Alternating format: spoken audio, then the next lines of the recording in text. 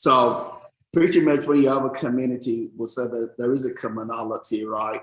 And I love Sidney Poitier, you know, said something that stuck with me, you know, for a long time. You know, when two people go on a walk together, they find a new speed of walking, which is different from the speed of either of them, right? Somehow for them to be able to walk together, the one that is faster will have to slow down, and the one that is slow will have to increase the speed somewhat, and they find a new speed which is different from an individual speed, but it's a speed which matches their conversation or working together, right? That's what happens in a community, right? In a community, there is a common belief system that brings us, something that brings us together. But as we spend time together, we also influence one another, right? We influence one another. It's just like we typically say, every communication corrupts, right? It either makes us better or makes us worse, right? And as Jim Rohn would say, that we are the average of the 5 closest person to us, right? And because we're spirit, right? We're spirit. So no spirit can just stay the same. By interaction, we get to flow into one another. We get to influence one another, right? That's why we have to be careful as to the community we expose ourselves to. Because whatsoever community we expose ourselves to, there is an interaction taking place, right? We're either making them better or they are making us better, or we're making them worse, they're making us worse. But there is an interaction taking place. There's an influencing taking place, right? So there's no ordinary exposure. Every exposure is communicating a way of thinking to us, a way of doing things to us, right? And depending on our disposition at that point in time, we can either be taking things on a subliminal level or that on a conscious level, right? But either way, it does affect us, right? So, and that's the key thing about community, right? That's just a summary here, you know, and we all have been influenced by the community we're grown in or we are right now.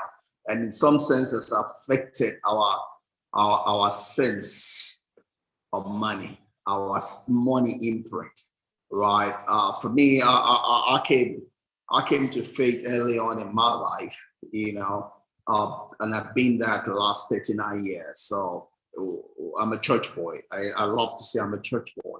That's been the biggest influence of my life, being in the church, right? And it has both its positive, it has its negative. As far as money is concerned, it's been a big negative. Because the only thing I see in churches, they want to take money from us, don't teach us how to get money, right? Other than the lies they talk about anointing and all of that. Those are lies. They're not true, right? Everything is about around getting offering, taking money from us, and almost with the impression we have to give everything. There's no teaching around savings, no teaching around investment, you know. So that's where I grew up. So in a sense, as far as money is concerned, I'm a rebel to the community I grew up, which is a church, right? And like I say, I get to talk about money June of every year, you know, and I've been able to win a lot of hypocrites, you know, to the right side. Money is good. I love money. And money is going to do you well, right? Money is not the root of all evil, right? God created money. Money is good. You need money, right? And we should take away all the hypocrisy we have around it, you know, but that's been my story, right? And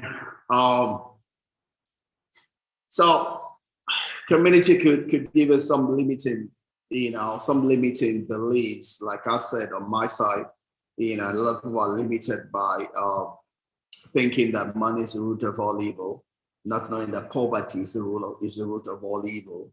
And some people feel that, oh, Jesus Christ is going to come. Jesus Christ is going to come tomorrow, you know, and they don't engage themselves in industry, right? Because they are like the foolish virgins, right? We did not prepare for long term. They were just thinking of a short term. Why? Jesus gave us the parable in the Holy Book about the virgins to tell us that we should prepare both for the short and the long term. We should prepare as if we're going to die today, just as much as we prepare as if we're going to live another 100 years, right? Both of them are important. That's what the wise people do, right? We don't spend everything that we have here because some thief in the name of God is coming to collect offering from us. Everything has to be balanced, right? We need to prepare for the short and the long term, right? And any of those negative beliefs that we have, we just need to reframe it, right?